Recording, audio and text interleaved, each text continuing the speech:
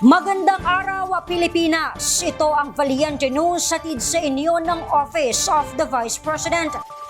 Mas naging madali na para sa mga taga-isla ng Tawi-Tawi ang pag-avail ng libreng gamot sa tulong ng OVP BARM Satellite Office at mga katuwang nito. Ang detalye alamin natin sa report na ito. Inilapit ng 65 years old na si Lola Hanina mula sa Bungaw, Tawi-Tawi sa tanggapan ng pangalawang Pangulo ang mga kinakailangan niyang gamot.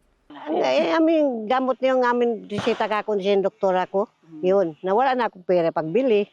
Kaya napilitan na ako humingi ka sa kanila ng gamot para wala na akong pera. Para saan, ma'am? Para sa lahat ng aming maintenance sa akin. Kaya nang nagpag-alaman ang Medical Assistance Program ng OVP, agad itong tumungo sa OVP BARM PAD Extension sa kanilang lugar. Narinig ko yung mga kapitbahay sa kanak ko lang niya, mayroon lang niya, kung lang na taon lang na walang pera, pwede magbigay ng gamot. Na pumunta doon ang anak ko, pag sabi niya lang niya, punta mo lang na dito ang nanay mo, bigay ko ng gamot. Nagpunta na kami doon. Saad ni nanay, ang sanay magagastos sa gamot ay pambili na lang niya ng pagkain at ulam. At naging katuwang ng OVP sa kanilang misyon ang Mediplus Pharmacy na matatagpuan sa Bungaw, Tawi-Tawi.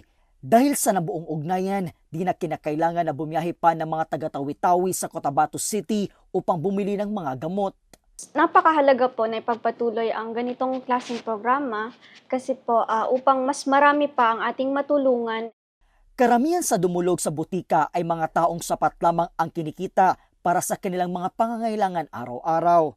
Yun nga po dito sa Tawi-Tawi, maraming mga badyaw, mga indigent people. So may mga tao na iniinda na lang nila yung sakit nila, pinapabayaan, hindi na nagsisik ng medical help kasi nga hindi po nila kaya ganun. So ever since na nag-start po yung OVP at marami-rami ng tao nakaalam, marami nang pumupunta sa amin, napakarami na rin po ang aming natulungan. So OVP is such a huge help po for the people of Tawi-Tawi po.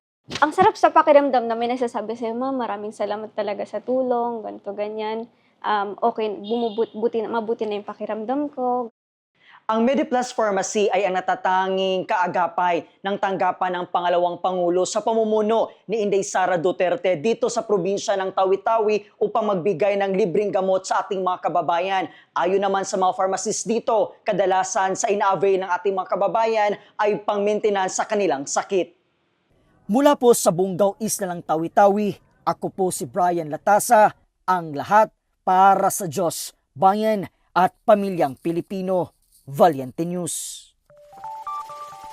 Abangan, mga taga-isla ng Tawi-Tawi sa Mindanao, may mensahe para kay Inday Sara Duterte at sa buong tanggapan ng pangalawang Pangulo.